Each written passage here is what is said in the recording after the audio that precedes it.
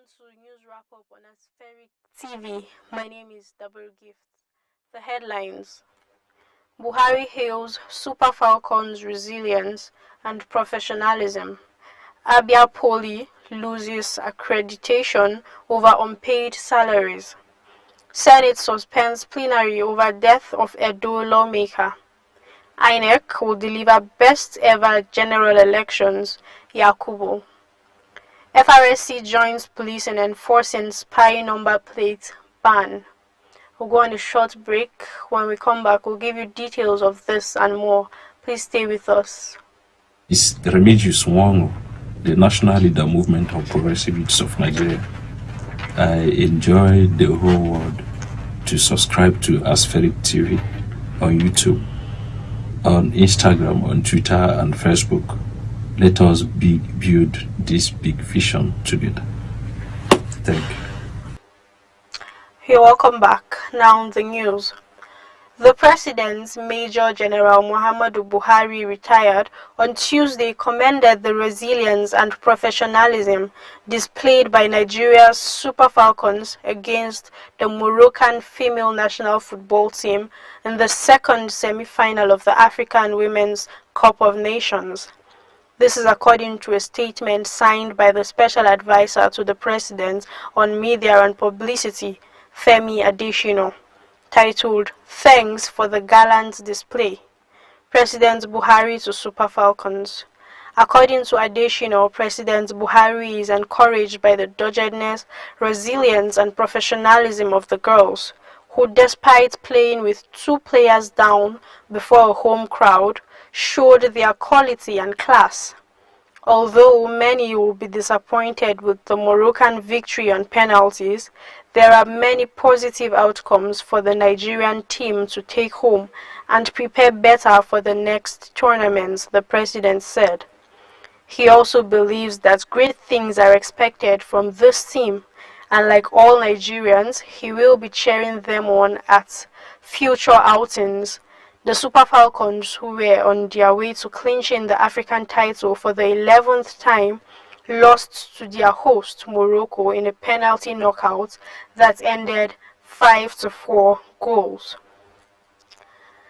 The National Board for Technical Education on Tuesday announced the withdrawal of the accreditation status of the Abia State Polytechnic, ABA, due to the non-payment of staff salaries and allowances for over 30 months. This was contained in a statement by the NBT's head media department, Fatima Abubakar, in Kaduna State.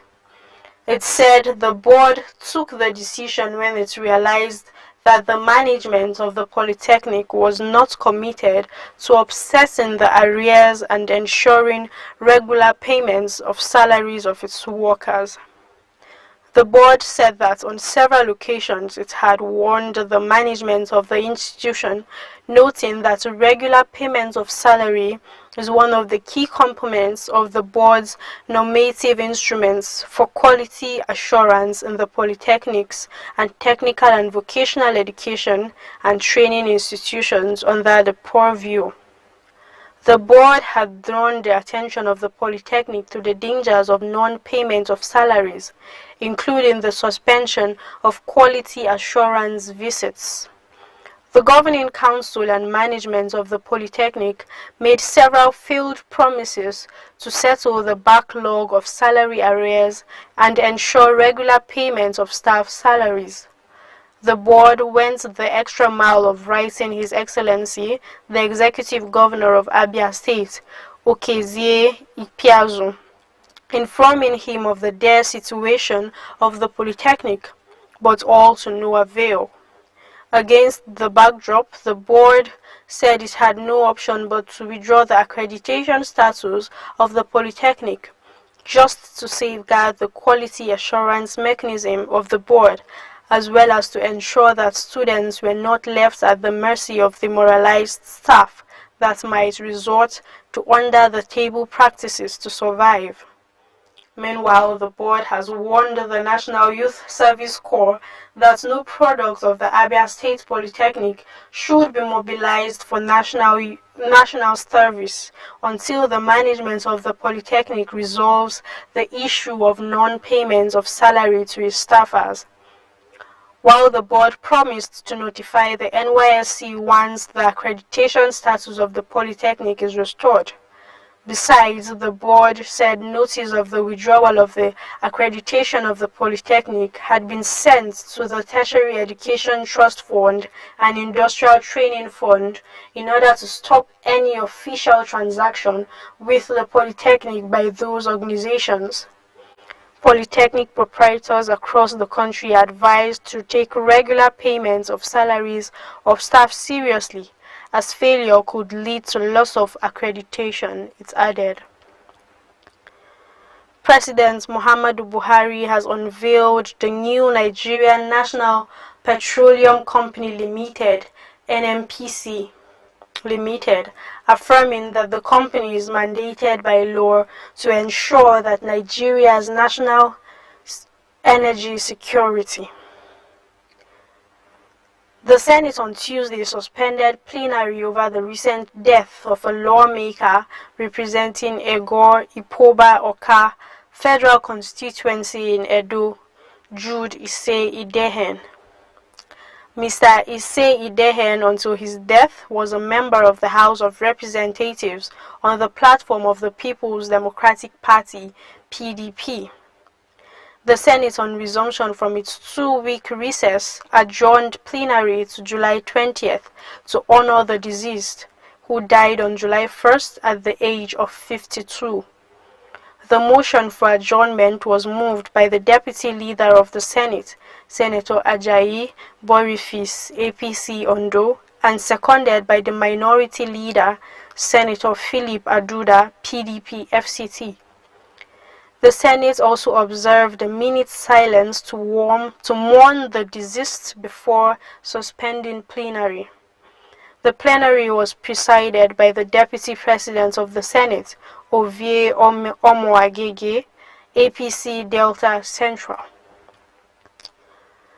The Independent National Electoral Commission, INEC, on Tuesday promised to deliver best ever general elections in Nigeria come 2023. INEC Chairman Professor Mahmood Yakubu gave the assurance when he received delegations of the International Republican Institute, IRI, and that of the National Democratic Institute, NDI, in Abuja. He said the meeting was the first that INEC was hosting after Saturday's governorship election in Osun, assured that it would improve on its successes in subsequent elections. We are encouraged by your kind words, but there is still a lot of work to do. Mr. Yakubu also spoke about the governorship elections held in Ekiti in June and that of Osun held on Saturday. As for the preparation for the 2023 general elections, I want to assure you that we promised Nigerians that Ekiti was going to be good, and Ekiti was a good election. We promised that Osun was going to be better.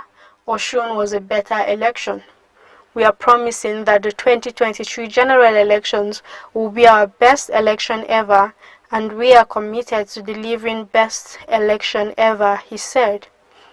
Earlier, Frank LaRose, Secretary of State for Ohio, USA, and leader of the delegations, commended INEC on its various efforts at improving on the conduct of elections in Nigeria. Mr. LaRose, who is an election commissioner in the state of Ohio, described his first visit to Nigeria as a great learning opportunity. He urged INEC to keep improving on Nigeria's electoral system. We assure you that we will continue to work not only hard, but even harder to deliver the 2023 general elections. The Federal Road Safety Corps, FRSC, Ogun Command, says it has commenced the enforcement of the ban on spy number plates in the state. The Sector Commander of FRSC, Ahmed Umar, said this in an interview with the news agency of Nigeria in Ota, Ogun on Tuesday. The Inspector General of Police, IGP Usman Baba, had on Wednesday banned the issuance and use of spy number plates nationwide. The FRSC has commenced the enforcement of the order that banned the use of spy number plates in the state. We are joining hands with the police force to enforce the order, Mr. Umar said. The sector commander lamented that some motorists were using the spy and other authorized number plates to violate traffic rules and regulations.